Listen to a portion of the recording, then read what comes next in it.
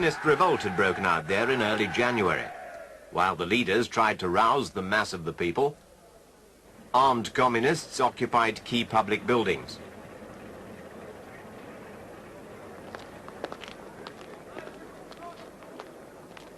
This was a direct challenge to Ebert, acting president of the new German government. He had to turn for support to army generals who brought in bands of ex-soldiers and turned them loose on the communists. Berlin briefly became a battlefield.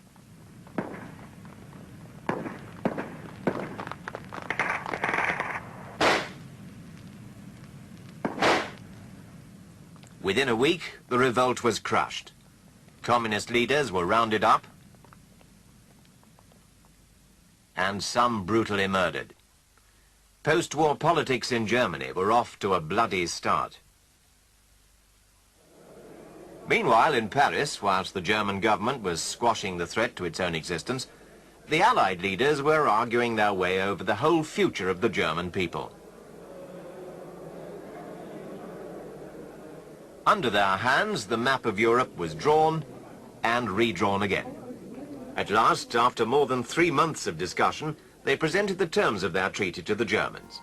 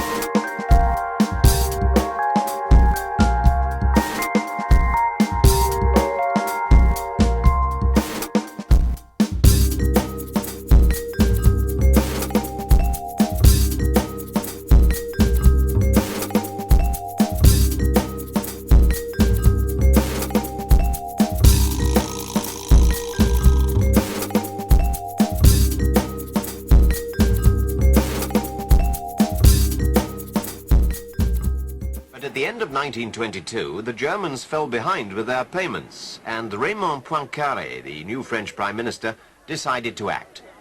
If Germany wouldn't pay in full and on the nail, then France would help herself.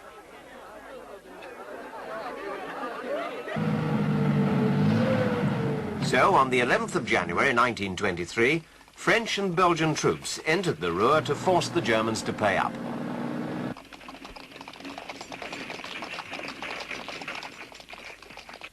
There was, of course, after Versailles, no German army big enough to stop them.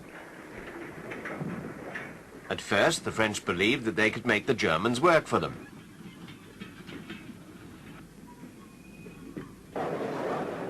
But suddenly, German politicians and people were united in a common cause, hatred of the French, and huge protest meetings were held all over Germany. Workers in the Ruhr refused to cooperate with the enemy, and the German government supported the strikers. Germany's industrial heart stopped beating, and the goods trains, which should have been carrying German wealth to France, lay idle in the sidings. The French hit back by bringing in their own workers to get things moving again.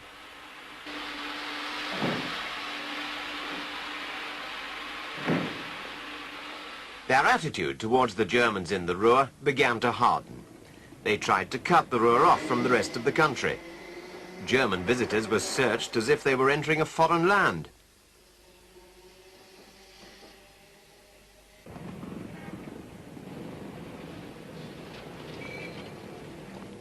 They deported the leaders of the passive resistance, German officials, and even the police. The result was violence. German workers had been killed in riots at Essen in March. Their funeral was turned into a vast demonstration of protest. Hatred grew. Germans began killing French soldiers, and at the funeral for one of them, tempers flared into acts of brutality.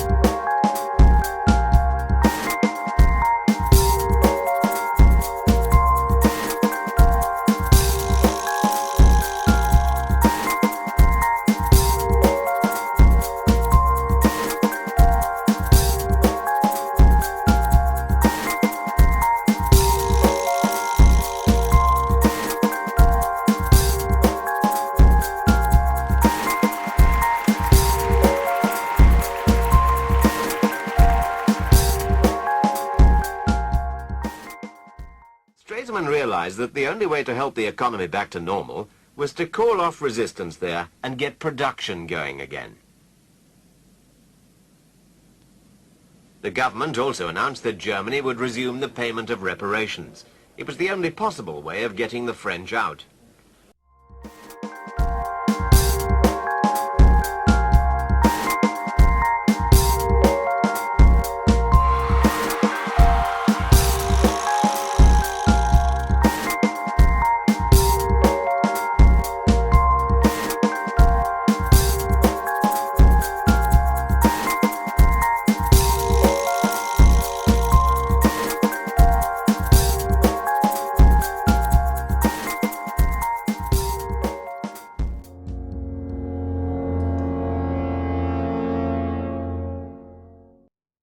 By now, life in Germany appeared to be returning to normal. The Germans relaxed.